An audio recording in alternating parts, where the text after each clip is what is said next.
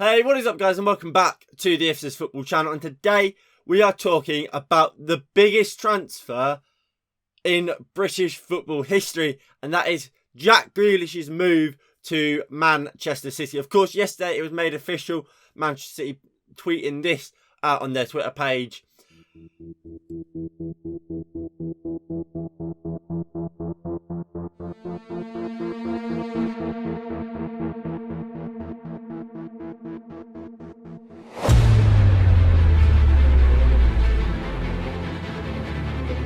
It's the Blues' 10th League Cup. Your Premier League champions, Manchester City.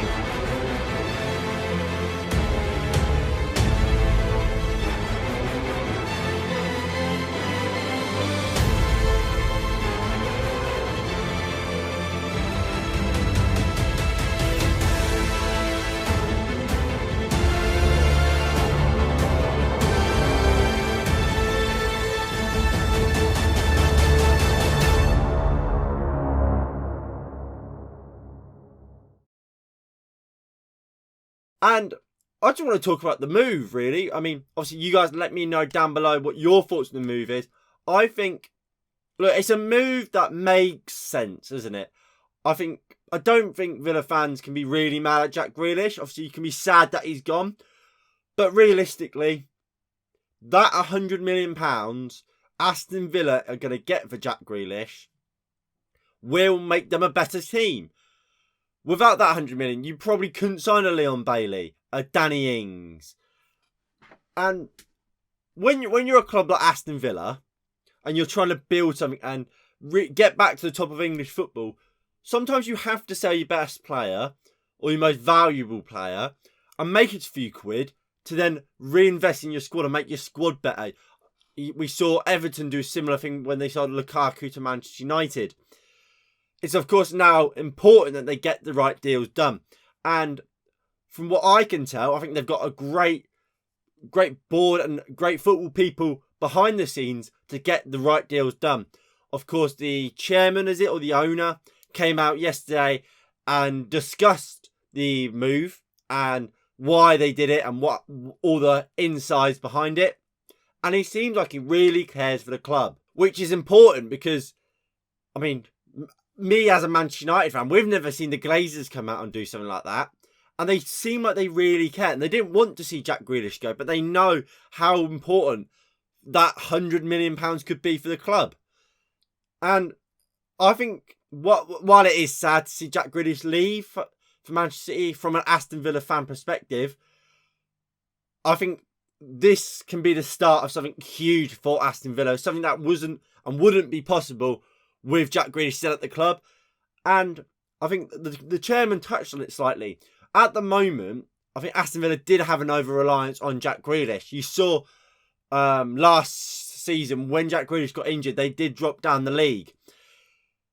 With Grealish gone now, that over-reliance can't be there. They can sign players to spread the load out. And I think that is also important. You don't see top clubs relying on a player so much like you saw out with Aston Villa and Jack Grealish. So I think that is at least a good sign for Aston Villa. And of course, like I keep saying, be sad that he's gone. But don't wish badly on him. He's a great player that deserves to be playing Champions League football. He has dreams and aspirations. He wants to be playing for England all the time. And he knows, realistically, playing for Aston Villa, he's not doing that. Because whether that's because you think Gareth Southgate's useless, he's biased towards top clubs, we don't know. But we all saw at the Euros, Jack Grealish was better than Mason Mount, was better than Phil Foden, was better than Bukayo Saka. And I think, don't get me wrong, Saka had a great tournament. But they all played over Jack Grealish. And none of us could get our heads around it. Maybe now he plays for Man City, he'll get the starts for England, which he deserves. But now let's talk from a Manchester City perspective. This deal was always happening, wasn't it? We know Manchester City don't often spend £100 million on a player. They usually spend 50s and 60s. It's now happened. And is this the start? Well, I think we're already somewhat there with the Premier League becoming a farmers' league in the sense that Man City win it every year. I watched the interview with Jack Grealish. I think they've won, what was it, 10 or 15 trophies in the last 5 years. This isn't competitive anymore. We are just the same as Real Madrid and Barcelona, or Bayern Munich in the Bundesliga. It's one team dominating the sport and the league, and once in a while, yes, you might have someone who doesn't normally win it, like we saw with Liverpool. But on the whole, it's Man City, Man City, Man City. And it's disappointing, isn't it? Because we want to see a competitive Premier League, and with Jack Grealish, now one of the best players of last season, now going to the team that was already the best team in the league, it makes it harder. And look, it's weird because people expect Manchester United to be competing for the Premier League title because of the squad we've got. And while I can understand that, there's no chance of us winning a Premier League, regardless of who the manager is, because Man City have the best manager in the world and has not just the best first team, the best second team in the world. Honestly, you look at that squad depth at Manchester City, it's unbelievable. It really, really is. Their second team could quite easily compete for a Premier League title. It's crazy.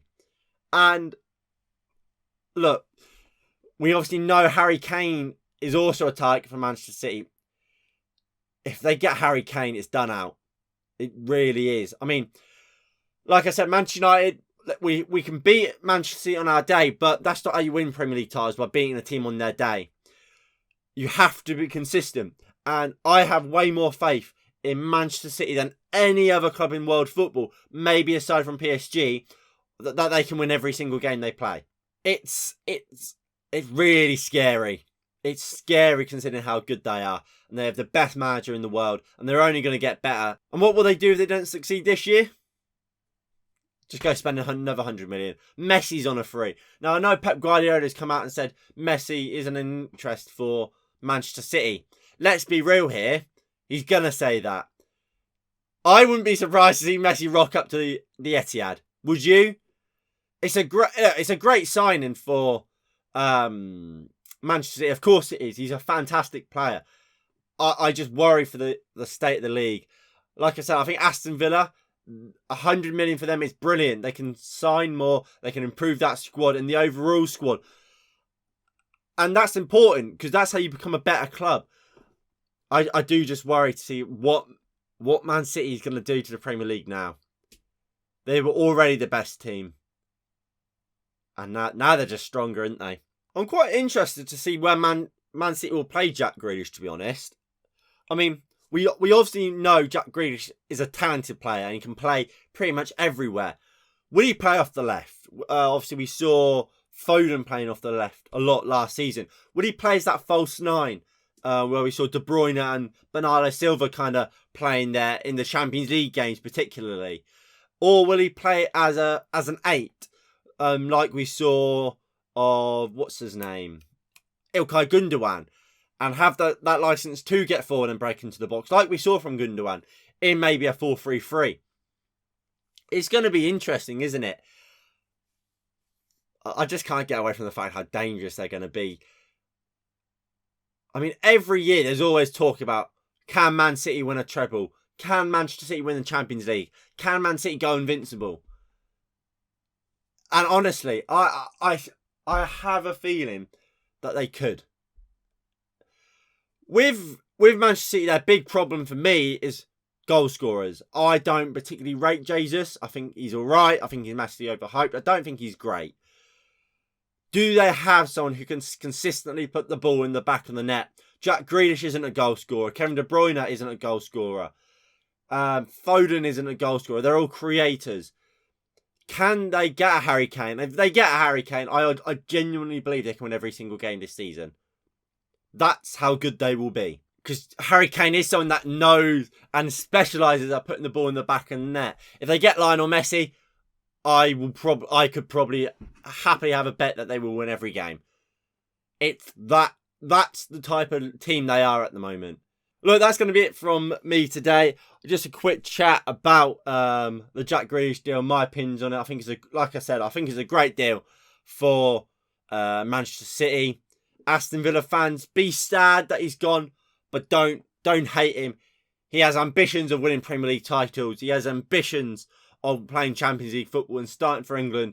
And I mean, it's pretty clear that he was never going to do that at Aston Villa. He's a Villa fan through and through. He's given your club so much. So, support him.